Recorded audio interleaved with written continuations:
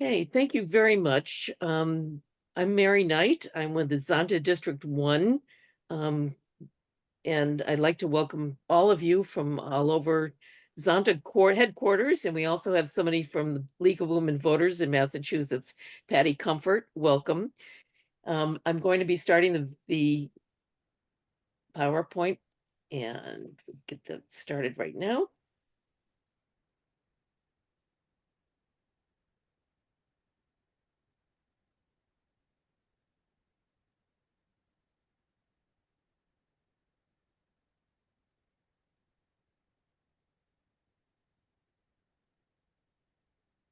Okay, we're going to be talking today about nonpartisan election advocacy. We'll start by defining advocacy and then what it means to be nonpartisan and political, especially during election periods.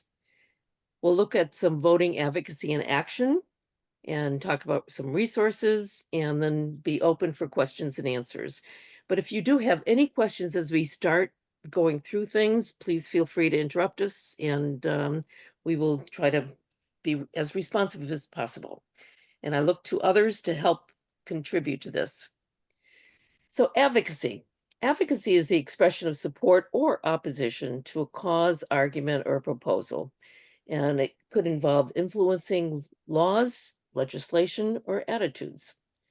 When it comes to Zonta advocacy, we kind of look at public interest areas and for the greater good with respect to empowering women and girls and their human rights. Specifically, we advocate for equality, education, an end to child marriage, and end to child gender-based violence. Raise your hand if you've ever taken specific action related to women's health or action against against child marriage.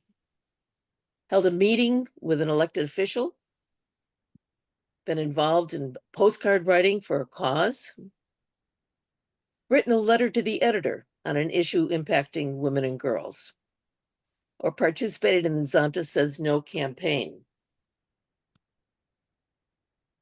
These are all types of nonpartisan and political activism.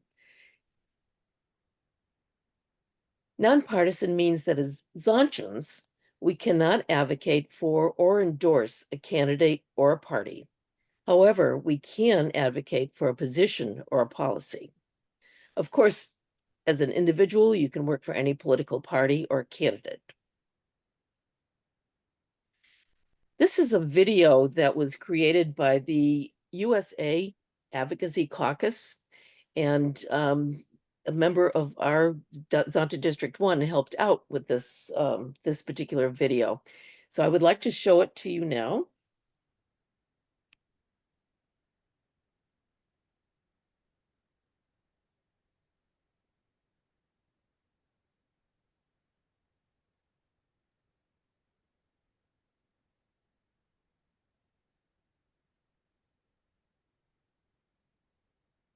There's no sound, Mary? It's just music. Okay.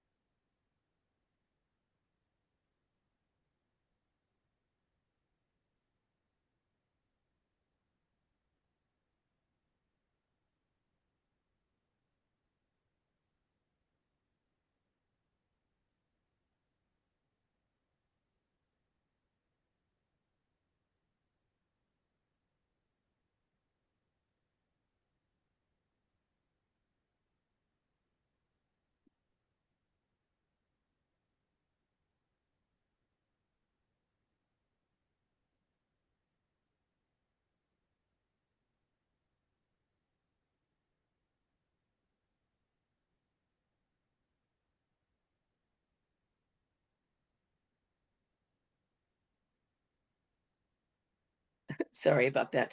I will restart the PowerPoint. Any comments about the video? Bobby, I know you were involved with that. You're muted.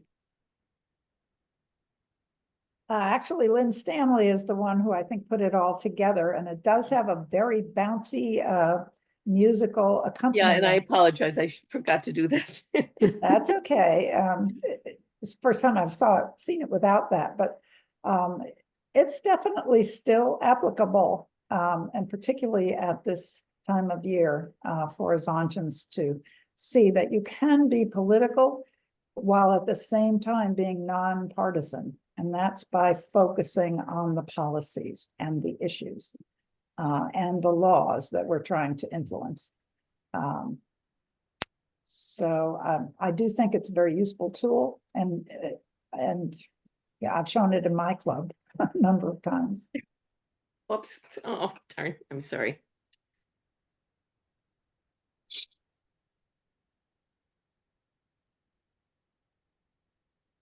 Okay, so I'm going to get rid of this.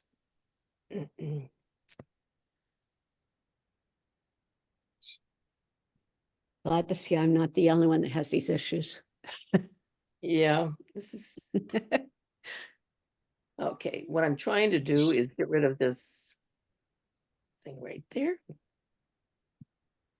Box. Yeah, get the slideshow back in. There we go.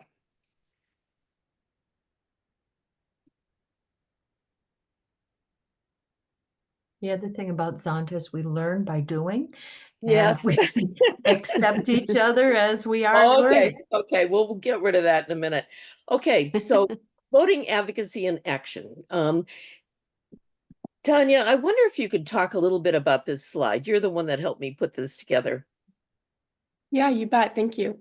So we've done a couple of really interesting campaigns. When I was living in Hawaii, we worked with the League of Women Voters, and we did get out the vote, and it was a great opportunity to get people registered. What we found is in those conversations, particularly young people, we had many conversations with just turned 18 or 19-year-olds who hadn't registered yet, and so we were able to have really great conversations about why it's important. So we showed them how to get registered. And so a lot of voters sometimes aren't aware that they're registered, or they've forgotten when they did that. There's a variety of things happen. So it's always important to have people check to make sure they're registered.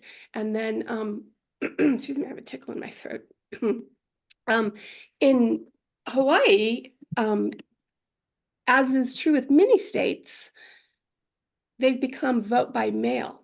And so it's changed how you vote. You don't show up at a polling place, and you don't cast your ballot in that way. And the first couple of years that Hawaii did that, they had a lot of people driving around looking for polling places. And so it's really important to make sure you know if your state has changed to vote by mail. Some are exclusive. That's how they vote in Hawaii.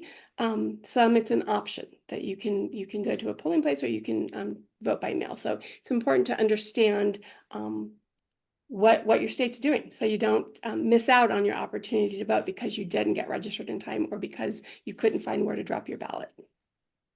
The other thing that it's great as a Zontian to partner with League of Women Voters and to do these Get the Vote Out, because it lets you have those great conversations with people that you normally wouldn't have the opportunity to meet. And it also lets you focus on Zonta, because most people who are there learning about voting also don't know about Zonta. And so it gives you an opportunity to introduce them to our mission and see how nicely it dovetails. And then lastly, I would say it's super important to make sure that when you are talking to people, whether you're doing one-on-one with friends, family, whether you're doing an actual formal get the vote out, and maybe you're tabling at an event or in front of a store, regardless of what people say, whether they are already registered, they plan to vote, whatever the conversation is, it's really about understanding the issues. And so always making sure that we encourage folks to do your research, do your homework, regardless of what your political stance is. Be an informed and deliberate voter. And so those are the things that we found a lot of success with. It's lots of fun to do. It's a great way to get out into community and to make sure everybody's voice gets heard. Hannah, thank you so much for adding this. It's really important. So start by educating yourself. Okay, and then you can start educating others. Working in your club, community, partnering with like-minded organizations like the League of Women Voters. And Patty, because you are with the League, I wonder if you could just kind of talk us through these next two slides. Sure. Thanks so much for inviting me to come tonight. I'm really happy to be here. As Tanya was saying, I'm Patty Comfort, the Executive Director of the League of Women Voters of Massachusetts. And I was saying earlier that there is a state league in every state. So depending on where you are, you should be able to find the state league in your own state. But as Tanya was saying, you know, the voter, so this is the bread and butter. In Massachusetts, we have 43 local league chapters, and the bread and butter of what those local leagues do in their communities is conduct voter registration drives, you know, and really make sure that they are, you know, reaching as many people as possible. Like Zonta, the league is nonpartisan, so I loved the little video. We should adapt that for our own purposes, because I think people get confused about, well, wait a minute, you have all these positions. How you say you're nonpartisan? We're like, well, yes, we take positions on issues. Anyway, so voter registration, definitely something that the league is known for doing, and we love to partner with other organizations on that.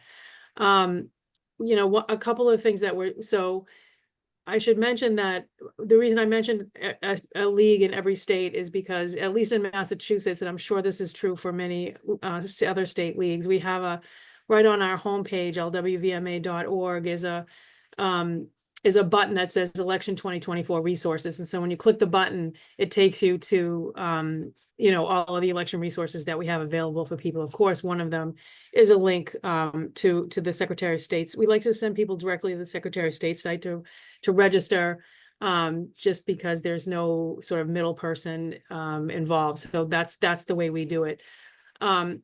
In terms of educating voters, the league is also known for creating voter guides. Back in the day, they were all, you know, sort of in print version and distributed, you know, to communities in print version.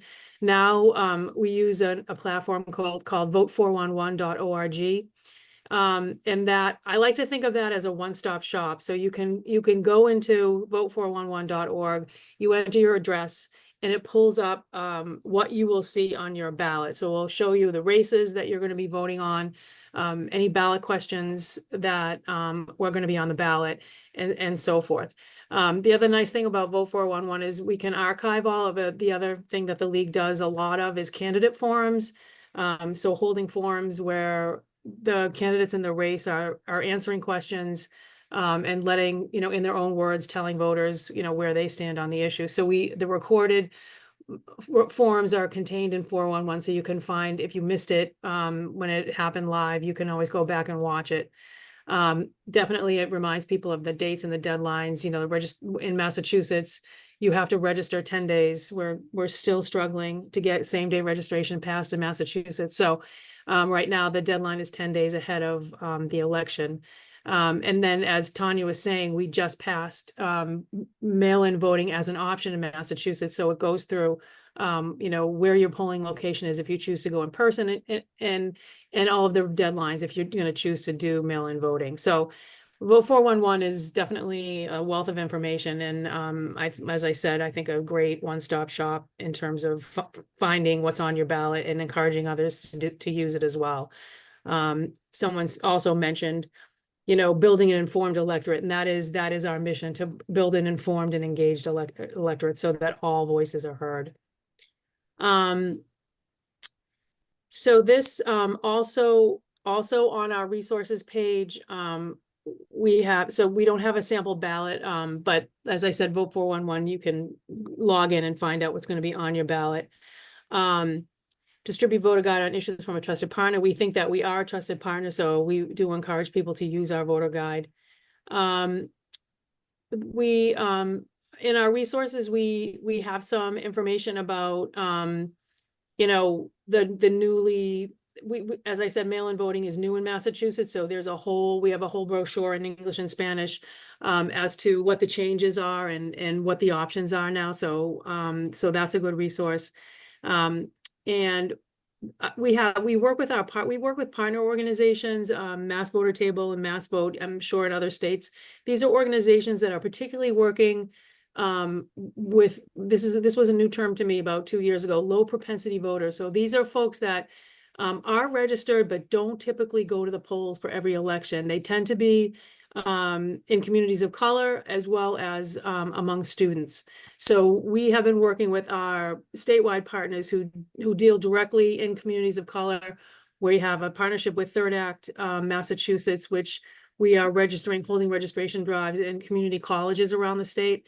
We have automatic voter registration in Massachusetts so that when kids go to get their license, they're automatically registered to vote. But a lot of community college kids come from lower income backgrounds. They don't have a car. They aren't using the registry of motor vehicles. So in Massachusetts, at least, we feel we miss a lot of those kids. So this community college partnership is really great. So I think the takeaway there is to, look for like-minded organizations that have toolkits like the League does. There's so many organizations working on this stuff. There's no need to reinvent the wheel. And so I think if you look around and, to organizations that you typically work with, including the League, you'll probably find what you need. Good information. Thank you very much. Sure. One of the other things that we want to point out is that it's good to continue advocacy during an election. You don't need to stop. If you're working on regular advocacy or lobbying activities, especially with regard to pending legislation on issues that we have a history of working on, it's okay to continue doing that. Engaging community leaders and residents in a conversation about issues at the county and state level is perfectly acceptable. This is just a quote from Martin Luther King about the importance of voting. Voting can set the agenda for our neighborhoods, the nation, whether you are concerned about something local, disaster relief for your state, or protecting civil rights. Voting is the way to assert your voice and advance your needs. We need to convince people to vote, however they want to vote in their conscience, but to vote. These are some resources I've found, but I know that there's a lot of other resources locally and in your state, perhaps. So if you have some ideas, resources, tools that you want to share, if you put them into the chat, I'd be happy to include those when I send the PowerPoint out to you. So. Questions?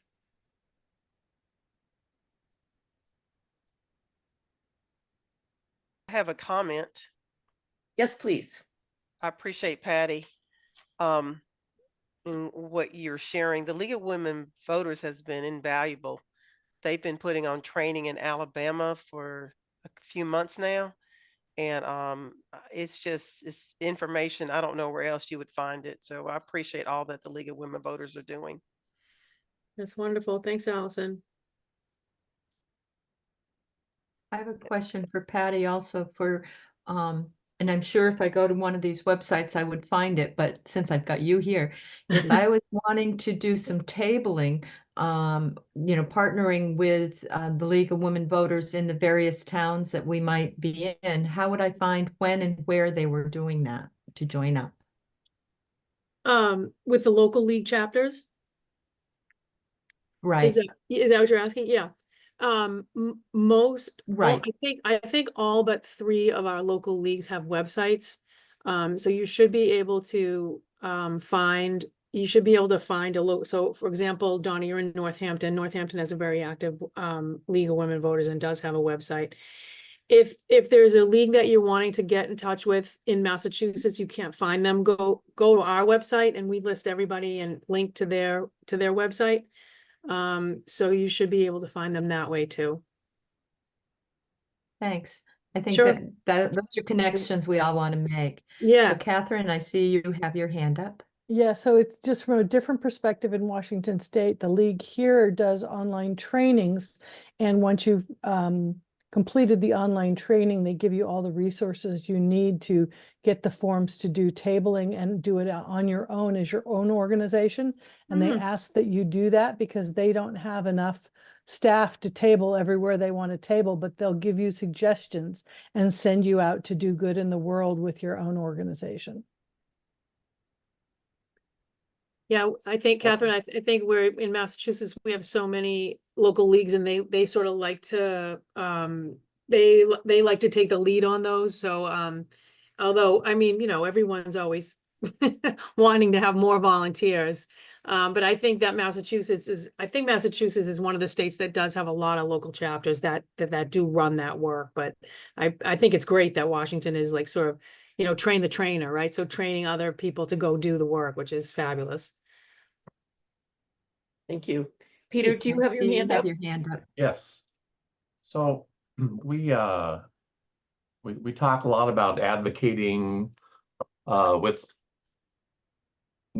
specific legislators on issues that we've identified as high priority. But one of the things that we don't ever really talk about is the endorsement and the viability and legality, and it may vary by state, of nonpartisan candidates and also nonpartisan ballot measures. So, for example, if there was a group who was able to get enough signatures to have an end child marriage related act on the ballot, would we be able to endorse that ballot measure? Yeah, so from a USA caucus perspective, a ballot measure is a position that's going out to the public. And so if it addresses the objects of Zonta, so climate or women or climate and women, absolutely, any Zonta club can endorse and or sign on to a coalition to say yes or no to a ballot measure that they believe in their state will have a significant and disproportionate impact on women and or the climate. And then just as a comment to follow up, Catherine and I are longtime Zonta colleagues and partners on a variety of different things. And she may remember this, but we had a retired judge who was giving a workshop similar to this. And in our club that Catherine used to belong to, we have the first woman sheriff that was elected in Oregon. And the judge, when she was giving the training, said, since again in our county that was a nonpartisan position, that because this aligned with our mission about equity for women, that we could in fact have endorsed that candidate because she was a woman, and obviously maybe not directly but indirectly, certainly her being a woman did have a direct influence and potential impact on that election. So again, maybe that varies by state, by county, but again, it was a nonpartisan position.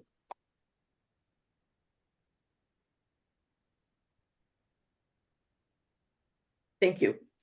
Other questions? Yes, Terry. I have one that everyone seems to already know what you're talking about. When you talk about tabling, what is that? Oh, good question. Excellent. Is there somebody that wants to talk about that? So a tabling is just when you have volunteers sit at a table in a public location or a private location to share information and or educate and or raise awareness. So it just is a name for that process of sitting at a table and roping all the people who go by. Okay. I figured it was something simple because everyone seemed to know, but thank you. Yes, Janice. I don't know if anybody has heard of this postcard campaign, but it's called Mums Rising. And that organization is sending out postcards to, well, they sent a bunch to the Zonter Club of Concord. And we're going to actually send out these postcards that were pre-stamped with addresses. In fact, this one's going to Georgia. And first class mailing is on it. And you can ask for as many as you want from a action.mumrising.org. So if you want to do a postcard campaign, if they're trying to get the mums out there, you know, just to get them motivated, shall we say. Janice, would you To be kind register enough to to put vote that in or the to what? chat? So that Yes. we'll add it to the chat and then we'll share that with everybody too. I would suggest not sharing it because Moms Rising is a position on gun violence that has not got a position supported by Zonta or Zonta's objects at this point in time, and could be a flashpoint for conflict within Zonta know about that. clubs. But as long as the postcard itself says, please be a voter, and doesn't Yeah. say vote for a particular candidate, it's fine. And if that's what your club is comfortable doing, you know, that's all well and good, but I would not publicize it to Zonta writ large nationwide for those concerns. Yeah, well, we will not be putting where we came from. Okay, we will not be putting Zonta on. They want us to put a little bit of information right here, you know, to get people out to vote, but we won't, we're supposed to just put our first name and not Zonta, I so. love like-minded women getting together to do Right. good in the world. Absolutely. Yep, good Tabling. point. But thank you for that piece of information, Catherine. Did not know that. about the It's campaign. something I ran through our governor probably 4 or 5 years ago, because guns used in domestic violence are one of the largest threats in DV situations. And I tried to get a position on a statewide protective order measure endorsed by Zonta, and we could not get alignment through our governor nor through Zonta International, because we didn't have any position papers at higher levels. Interesting. Thank you. I see Bobby nodding.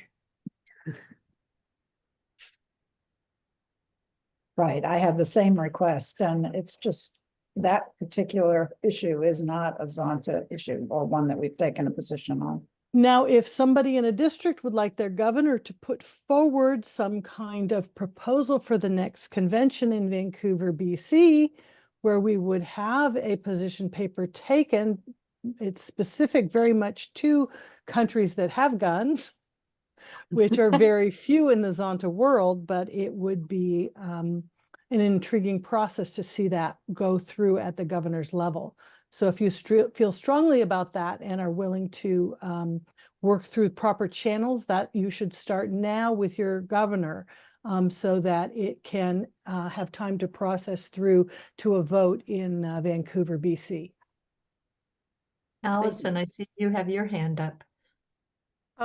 Just to piggyback on not recreating the wheel, we were able to, and Margie Brook is online. She actually coordinated for our last Zonta meeting a postcard signing that was coordinated by the League of Women Voters. So it was a little bit easier to make sure that we were aligned with, we were in alignment, because they actually spell out, there's a script, and part of the script spells out, you know, environment. It just went blank. So, but yeah, so I'm actually glad to hear that, because I didn't think to double check, but once I thought about what we wrote, it was in alignment. But they have a big campaign to get out to vote. In our, we have a new district, District 2, that we're trying to encourage those in that district to come out to register and vote. Thank you, Allison. Maybe sharing that postcard online would be helpful to others too. Thanks for bringing it up. It's interesting as we look at what how we all are wanting to do effective advocacy, and it seems like sometimes we don't have to recreate the wheel because a lot of it's been done, but making sure that we kind of connect and learn. And I guess one of the things Mary said is educate ourselves as we go forward, and are happy to have some experts in the room here. We're very fortunate. So all of you, please share what you're thinking of doing next. If there's no further questions, I am going to stop the video and with the recording.